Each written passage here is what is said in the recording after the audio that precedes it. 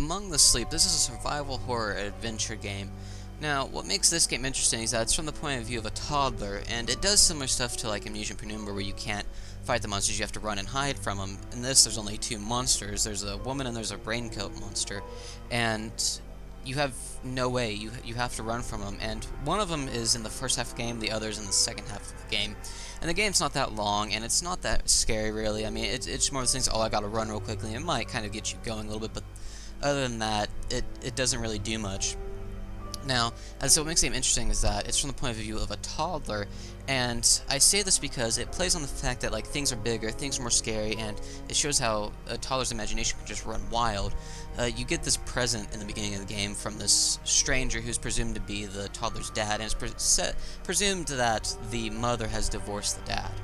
And the present ends up being a teddy bear, and the teddy bear ends up being sentient, and it's like, you question it, it's like, is this teddy bear actually sentient, or is this teddy bear just part of the toddler's imagination? And the teddy bear is just really interesting. I don't know why, he just was. He's more of like, I guess, your advisor in the game. He's the one that's always with you, he's the one that's always helping you get through stuff, and he's also your flashlight in this game. It's like, when you hug him, he illuminates really dark places, and I just thought that was kind of neat. Now, this game, as I said, it's really short. Really all you're doing is you're going through these mysterious levels, and you're having to find this object, which you use on this door, which is in this gingerbread-like house, and it's just really neat, because you go in there, you place it in this like little machine, and it opens the door to the next level, and you slide down a pipe. And the way the game's just designed, it's just so beautiful. The levels are just so interesting and all. I mean, it's more like puzzles. It's like, oh, I don't know, labyrinth. When you go in there and there's just like these staircases everywhere. Well, you go in here and there's just all this like shelves just popping out everywhere. I can't really explain it without you seeing it, and you might understand why I really like it.